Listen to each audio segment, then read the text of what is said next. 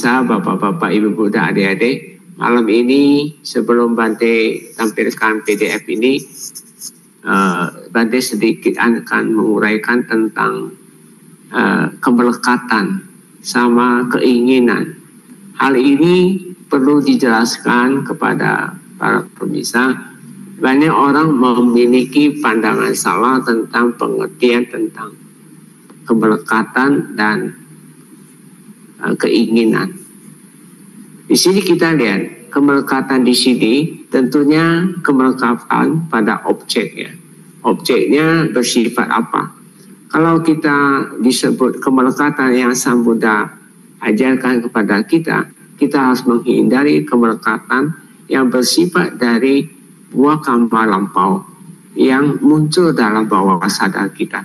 Contohnya karena dia muncul pikiran, dia selalu muncul dari bawah sadar ke pikiran. Lalu ada satu keinginan. Ketika kita mengikuti segala yang muncul dari pikiran, maka itu disebut kemelekatan.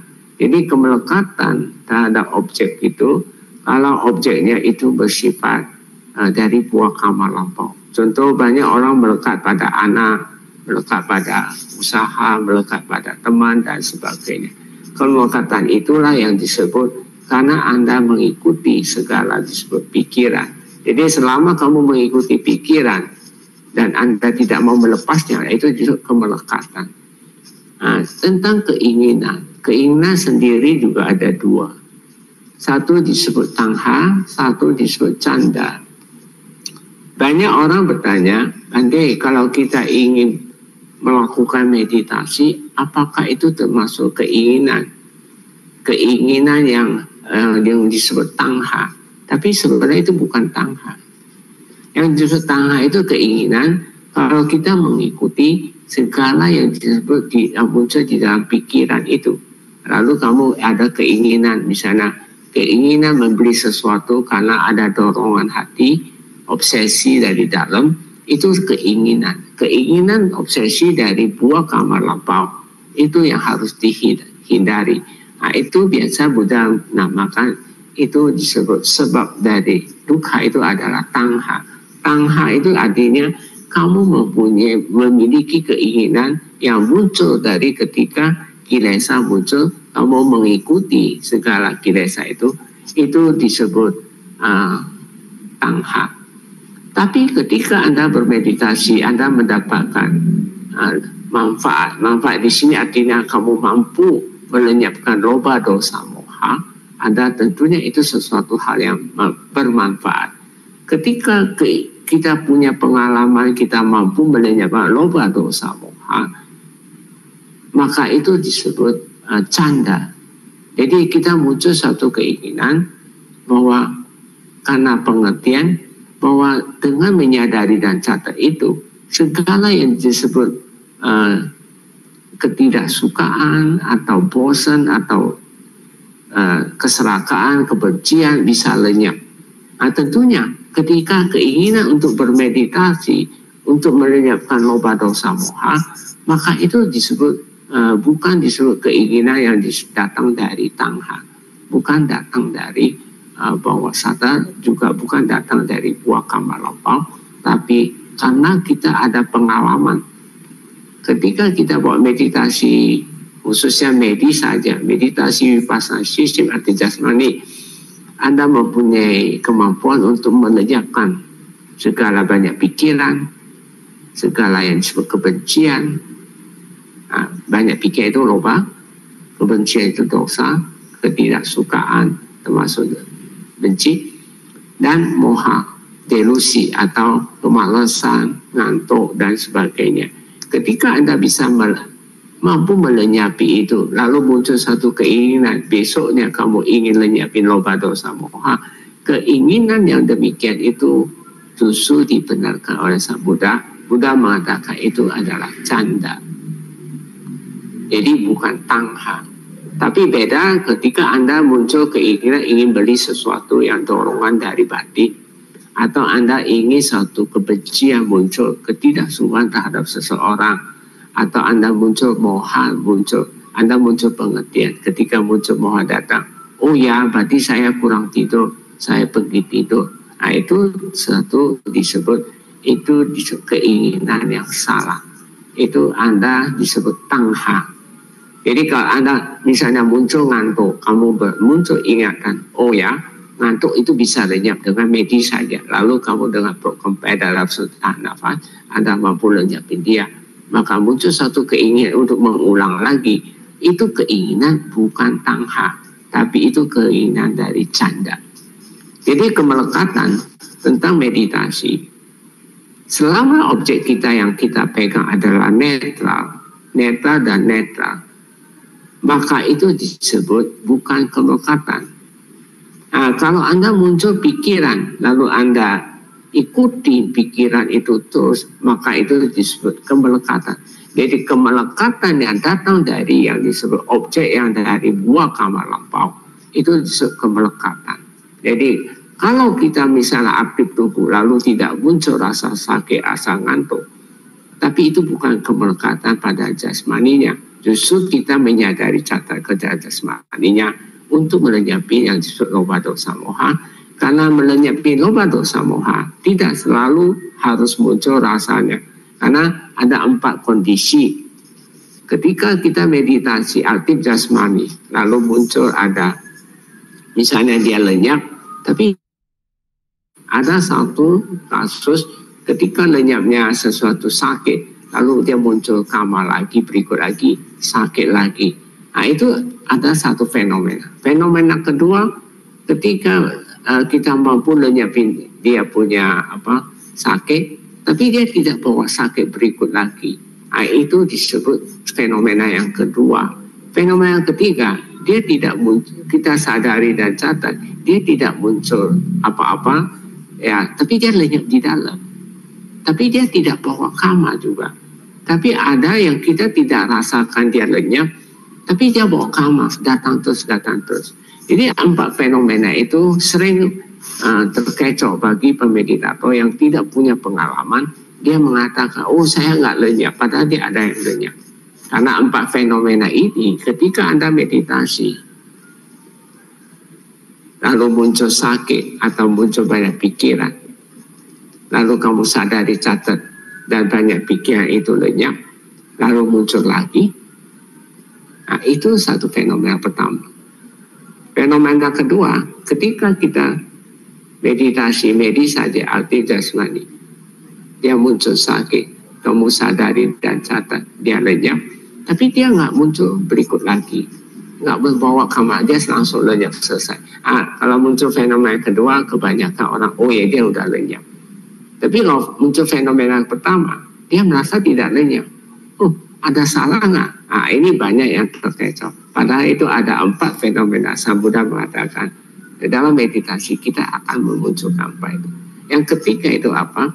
Ketika kita sakit muncul, kita sadari, kita nggak merasakan dia lenyap. Tapi dia nggak ada muncul bawa kama. Nggak merasa lenyap, tapi dia lenyap pada di dalam. Dan dia juga nggak membawa yang lain. Ya itu biasanya orang muncul ragu-ragu. Nah, yang fenomena keempat, dia tidak merasa apa-apa, tapi dia bawa kama terus. 4 hal ini. Jadi ketika 4 peristiwa ini Anda merasa bahwa kamu melekat pada jasmani, itu tidak salah. Karena ada 4 hal yang mungkin akan kita alami seperti itu. Jadi kemelekatan terhadap jasmani, kalau Anda ketika saat meditasi Anda menyadari jasmani, lalu dia tidak muncul apa-apa, bukan berarti tidak ada yang lenyap. Dia ada yang lenyap di dalam, seperti 4 peristiwa. Nah, saat itu sebenarnya kemajuan Anda sudah mulai berkembang. Demikian kalau Anda kelembagaan terhadap objek, misalnya contoh, Anda ke hidung atau Anda kepada sinar dan sebagainya. Nah, itu kemelekatan. Kenapa? Kalau sinar itu dia datang dari lenyapnya kilesa, dia muncul sinar. Nah, sinar ini kamu lekati, itu sebenarnya udah lenyap, udah nggak ada masalah punya. Apa yang kita pegang? Nanti ketika kita pegang tidak kepada objek neta, tiba-tiba ada muncul pikiran, Anda langsung kepegang lagi, maka kita akan terseret lagi. Demikian, kalau hidung memang agak sempit ya. Kalau hidung, kamu perhatikan satu titik itu, nama rupanya cuma sedikit sekali. Kalau seluruh tubuh, dia itu banyak yang kita sadari terhadap nama rupa itu. Nah, itu disebut kita banyak akan muncul banyak pikiran, objek-objek yang tidak tepat. Kalau objek yang tepat itu dia selalu kepada jasmani, di mana jasmani yang neta. Mungkin Bante ingin tambahkan sebelum Bante tampilkan PDF malam ini adalah cinta kasih meta ini.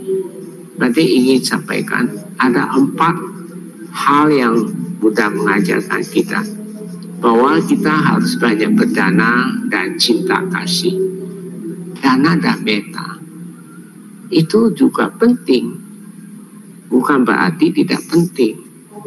Banyak orang salah paham, dana, meta, sila, samadhi yang paling penting. Salah. 4 ini penting untuk kamu mendukung. Tapi dalam 4 ini yang bisa mengikis kilesa itu hanya samadhi. Tapi untuk 3 hal ini, dana, meta, dan sila, itu mendukung samadhi. Tapi dia tidak bisa lenyapnya kilesa. Yang bisa lenyapnya kilesa hanya samadhi. Jadi bukan berarti samadhi penting. 4-4-nya penting. Jadi banyak orang ketika dia berguru kepada seorang, kadang-kadang murid ini dia bisa menjatuhkan nama gurunya untuk mendongkrak dirinya. Itu salah satu kesombongan. Hati-hati, banyak orang mempunyai kesombongan dalam hal ini. Dia menjatuhkan lain, tujuannya mengangkat nama dia. Hal itu dia akan tidak mendapatkan sila yang baik. Salah satu di Manggala Sutta kita bisa belajar kata nyuta, kata wedi. Kita harus rasa balas budi. Kita tahu jasa orang. Itu semua kata Sang Buddha membabarkan. Itu dia mendukung. Nah, sekarang kita lihat sendiri. Dana untuk membentuk sila, yang membentuk sila itu dari dana dan meta. Sedangkan dana dan meta ini, dia adalah kama relasi. Kama relasi itu artinya kalau sebelum kita mencapai arahat, tentunya ada kelahiran. Pada saat kelahiran, apa yang Anda belum capai sotapanna, pasti ada kelahiran. Kalau kelahiran kita relasinya kurang baik, tentunya kita akan terkondisi lahir di keluarga yang tidak mendukung. Bisa terlahir misalnya Anda berkeluarga tidak mendapatkan pasangan hidup yang baik atau dan sebagainya, atau ketika kamu kerja tidak dapat bos yang baik, termasuk Anda berguru Anda tidak dapat guru yang tepat. Hal-hal itu karena kama relasinya jelek.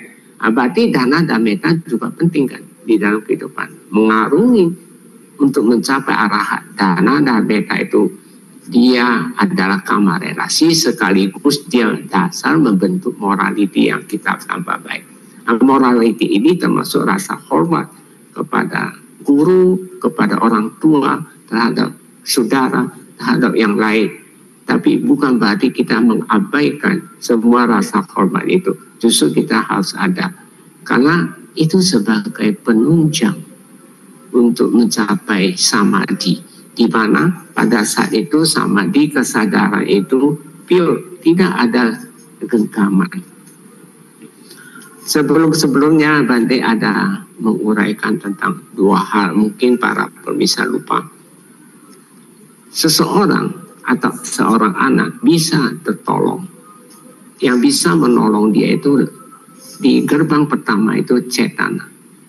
Ketika seseorang bermeditasi, yang bisa menolong dia itu adalah di mana kesadaran itu, kalau dia memiliki sama samadhi. Kalau dia tidak memiliki sama samadhi atau justru kesadaran netral itu dia nggak ada, maka dia tidak bisa meditasi. Sama samadhi itu bisa muncul itu karena rutinitas. Maka para pemirsa jangan remehkan. 1 hari 3 jam itu Anda rutin di dalam kesadaran Anda pun sama-sama. Pada saat kamu retret, dia akan menunjang Anda sehingga kamu mampu melenyapkan satu persatu. Banyak ketika yogi datang ke center ini, banyak mempunyai harapan, tidak mau melihat sakit, mau lenyapin sakit dan sebagainya, tapi dia tidak mau berjuang. Yogi tersebut dia akan kecewa ketika dia datang retreat. Kenapa? Dia tidak sesuai apa yang dia inginkan, padahal dia salah. Apa yang dia alami di dalam tubuh Anda sakit atau mental Anda banyak pikiran, bukan masalah medis saja yang salah, tapi karena Anda memilikinya. Kata Sang Buddha, sesuatu tidak akan muncul kalau kita bukan milik kita. Jadi kalau Anda tidak memiliki karma, nggak mungkin dia akan muncul di dalam meditasi Anda. Ketika Anda muncul di dalam meditasi Anda, harusnya muncul satu pengertian yang baik, bahwa ini adalah buah karma lampau yang telah datang. Untuk itu saya harus siap menghadapinya. Bukan Anda lari kepada berpikir yang macam-macam. Nah, ini yang Bante inginkan Anda. Baiklah, Bante tidak panjang lebar. Bante ingin tampilkan PDF meta. Malam ini kita bahas sedikit mendalam tentang cinta kasih. Cinta kasih yang di dalam bahasa Pali itu meta. Nah, Bante kita lihat semua di layar. Anda jika mau download juga bisa di dalam PDF di sini.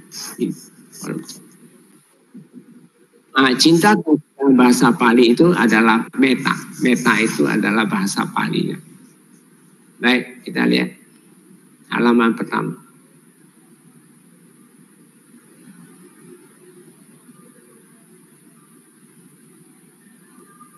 Meta Sutta. Sutta itu khotbah Buddha. Buddha di Anggutta Nikaya nomor 8,1 ada tertulis, demikianlah yang ku dengar. Ini Ananda ya, demikian. Ewame Sutta. Pada suatu ketika Sang Bhagawa sedang menetap di Sawati di hutan Ceta, Taman Anathapindika. Beliau di India ya. Di sana Sang Bhagawa berkata kepada para biku. Para biku yang mulia, para biku itu menjawab. Sang Bhagawa berkata sebagai berikut. Para biku, ketika kebebasan kesadaran melalui cinta kasih telah diusahakan. Nah, ini artinya ya, kesadaran melalui cinta kasih telah diusahakan. Itu artinya Anda berjuang lenyapnya kilesa, dia ada muncul suatu cinta kasih. Diketahui dengan melampaui semua hambatan. Karena di dalam meditasi kita mengetahui atau diketahui, kita mengetahui. Jadi bukan mengembangkan. Dan dilatih, dijadikan kendaraan dan landasan. Dijalankan, dikokohkan, dan dengan benar dilakukan, maka 8 manfaat menanti Anda. Apakah 8 ini? Jadi di sini kita lihat sebagai kendaraan dan landasan. Nah, ketika lenyapnya kilesa, dia ada muncul sebagai landasan. 8 manfaat itu salah satu, yang pertama adalah seorang tidur dengan lelap. Dia akan tidur dengan nyenyak karena muncul kusala yang baik. Yang kedua, ia terjaga dengan bahagia. Yang ketiga, ia tidak bermimpi buruk. Mungkin semua orang mengharapkannya. Yang keempat, ia disukai oleh manusia-manusia. Yang kelima, ia disukai oleh makhluk-makhluk selain manusia. Berarti dewa para yang gak kelihatannya. Termasuk binatang. Para dewata melindunginya, termasuk para dewa. Api, racun, dan senjata tidak dapat meracuni dan dimelukainya. Jadi ketika Anda mempunyai sering wipasana, kikis kilesa di kesadaran ini, ada muncul cinta kasih ini, maka itu Anda sebagai landasan atau kendaraan untuk berlakukan 6 indera terbuka dengan baik. Maka kata Buddha 8 manfaat didapat. Yang ke-8, jika ia tidak terlahir di alam dewa, maka ia akan menuju kelahiran di alam Brahma. Jadi praktek cinta kasih, praktek sering mengikis kilesa muncul cinta kasih itu tidak ada yang kerugian. Jadi maka Bante selalu mengatakan sama-sama tidak bisa muncul bagi orang yang malas melatih setiap hari 3 jam itu. Orang malas malas melatih. Maka ketika dia meditasi, dia tidak ada senjata utamanya yaitu sama-samadhi. Sedangkan di dalam rumusan samadhi yaitu sama wayama, sama sati, sama samadhi. Salah satu komponen yang diutamakan sama samadhi. Sama samadhi tidak bakal muncul kalau Anda tidak rutin melatih diri. Nah, kalau di dalam kehidupan sehari-hari, sama samadhi dia menolong Anda. Kamu cenderung lebih bisa mendapat ide yang baik. Sama-sama dia bisa muncul, termasuk cetana. Cetana itu harus dari kecil dididik mengenal hukum karma dan 4 kesunyatan mulia.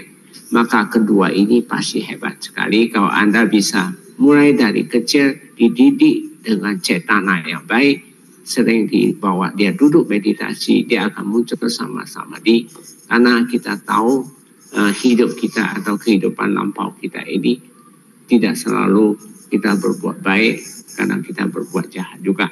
Jadi berarti tidak selalu baik, tidak selalu jelek juga. Jadi kita harus siap-siap di dalam hal kemunculannya. Ketika para biku kebebasan, kesadaran melalui cinta setelah diusahakan, berarti kamu lenyapnya kilesa, dia muncul cinta kasih. Anda telah mengetahui dan Anda hasil dari dilatih, dijadikan kendaraan dan landasan. Anda jalankan apa yang Anda inginkan, dikokohkan lagi dengan pengertian secara objektif dan dengan benar dilakukan, maka 8 manfaat menanti. Bagi seseorang senantiasa penuh perhatian, mengetahui saat semua hambatan dilampaui, maka muncul cinta kasih tanpa batas. Belenggu-belenggunya menipis ketika mengetahui hancurnya pembentukan. Pembentukan di sini adalah buah karma lampau. Jadi Anda akan berkurang. Jadi meditasi 3 jam sehari itu sangat penting buat kita semua. Jika dengan kesadaran bebas dari kebencian, ia bangkitkan kesadaran penuh cinta kasih terhadap semua makhluk. Jadi ketika Anda muncul lenyapnya kilesa, dia ada muncul satu cinta kasih. Lalu kamu pancarkan kepada semua makhluk. Itu sangat kuat sekali. Karena itu ia menjadi baik dan tenang. Perbuatan berbelas kasih dalam kesadaran terhadap semua makhluk adalah perbuatan yang mulia yang menghasilkan jasa berlimpah. Jadi ketika Anda bermeditasi, Anda muncul cinta kasih, kamu harus pancarkan kepada semua makhluk, semoga mereka bahagia itu, maka itu sangat kekuatan sekali. Para bangsawan bijaksana itu yang menaklukkan bumi dengan banyak makhluknya. Banyak orang suka menindas orang. Lalu mengembara ke sekeliling melakukan pengorbanan. Pengorbanan terhadap kuda, pengorbanan orang, sama pasa, wajah bea, niraga. Lah, ini bahasa Pali. Ini banyak melakukan persembahan pengorbanan makhluk hidup. Semua ini tidak sebanding dengan 1/16. 1/16 bagian dari kesadaran cinta yang berkembang dengan baik. Jadi Anda persembahkan makhluk-makhluk itu dengan pengorbanan itu tidak seberapa dibandingkan Anda kembangkan cinta kasih seperti itu. Seperti halnya sekumpulan binatang tidak dapat menandingi 1/16 bagian dari sinar rembulan. Jadi tidak bisa menandingi. Ia yang tidak membunuh atau menyuruh untuk membunuh. Ia tidak menaklukkan atau menyuruh untuk menaklukkan. Ia yang memiliki cinta kasih terhadap semua makhluk, tidak memendam permusuhan terhadap siapapun. Coba halaman berikut lagi, halaman keempat. Cinta kasih adalah kebebasan dari kebencian. Jadi selama ada kebencian, tidak ada cinta kasih. Jadi ketika Anda muncul cinta kasih, pada saat itu Anda bebas dari kebencian. Cinta kasih membawa kebahagiaan bagi setiap individu. Jadi siapapun yang memberi cinta kasih atau yang memiliki cinta kasih atau cinta kasih yang kamu tujukan, dia juga akan membawa kebahagiaan. menciptakan kedamaian dalam diri mereka. Jadi selain diri Anda, mereka juga akan tercipta auranya baik.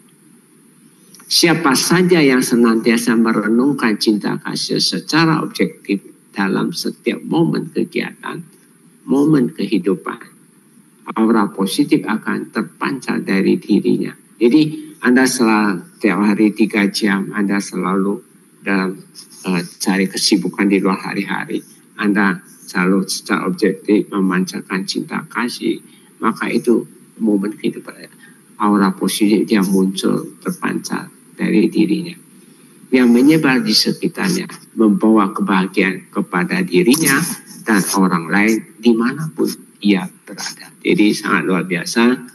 Praktek medis saja dengan 3 jam setiap hari, Anda bisa muncul cinta kasih, Anda bisa pancarkan.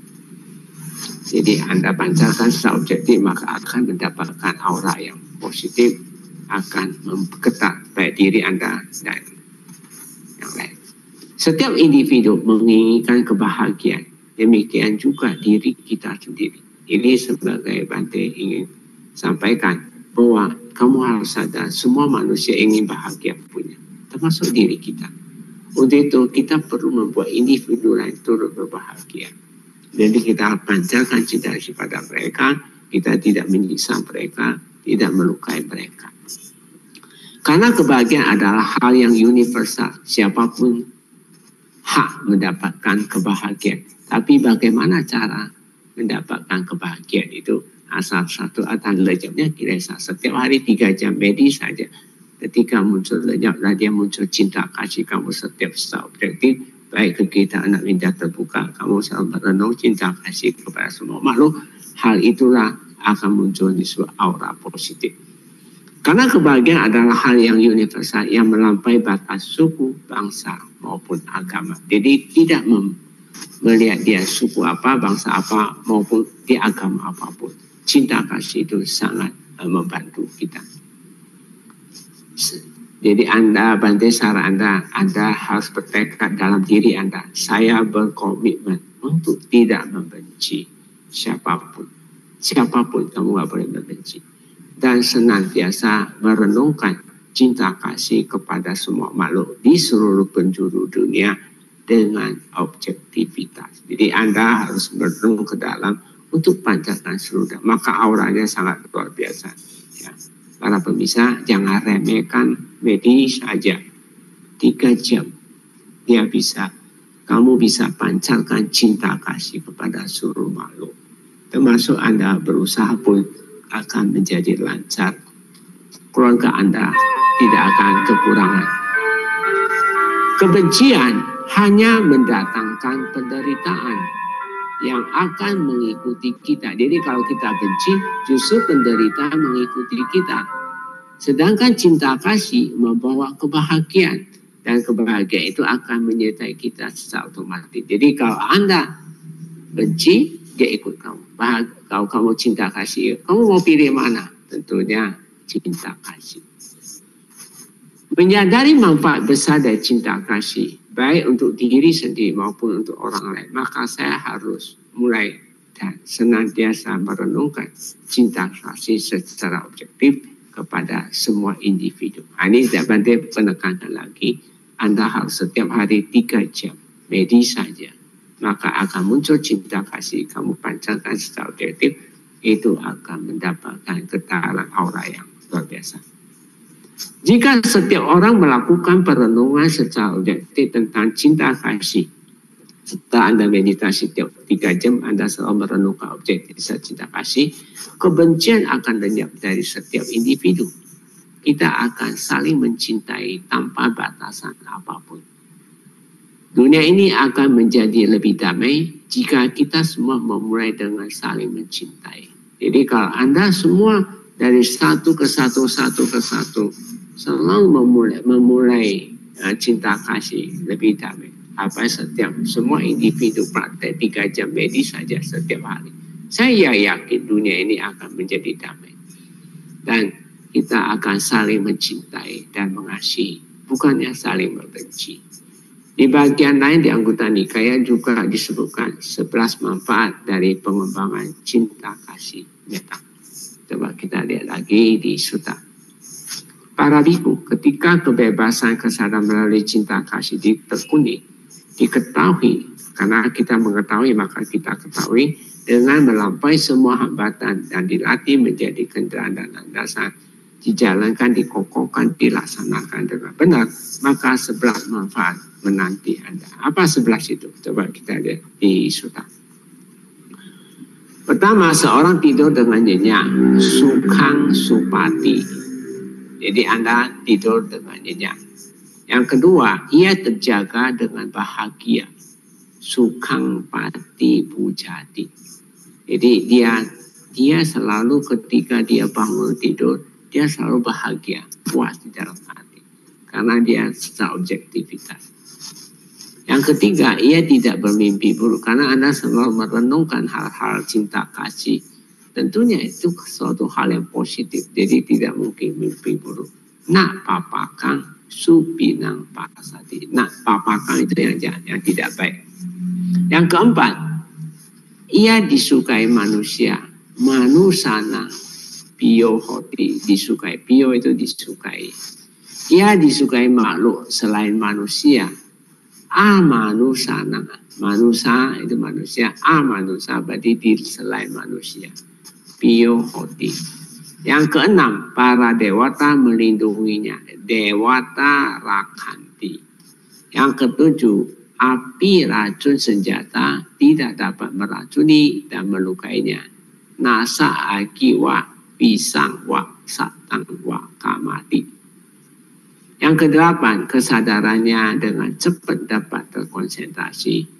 Tu utang citang sama diyati. Jadi dia kesadarannya dia sangat cepat sekali. Yang sembilan, raut wajah dan auranya tenang, damai dan hoki. Muka wano, wano itu hoki sebenarnya. Dia damai, tenang, vipasidati. 10, ia meninggal dunia dengan tidak bingung. Ya, jadi kenapa banyak orang mau meninggal dia bingung? Karena salah satu dalam kehidupan sehari-hari dia jarang melatih medis saja, termasuk cinta kasih, sangat sulit berkembang. Kalau Anda setiap hari 3 jam medis saja aktif jasmani, berarti yakin Anda gampang memancarkan cinta kasih kepada siapapun. Yang 11, jika ia tidak terlahir di alam dewa, maka ia akan menuju terlahir di alam Brahma. Itu sudah pasti ya. Ketika kita meninggal, ketika kita setiap hari 3 jam muncul cinta kasih, kita selalu kembangkan, pancarkan kepada semua makhluk. Kalau dia nggak di alam dewa, pasti di alam Brahma.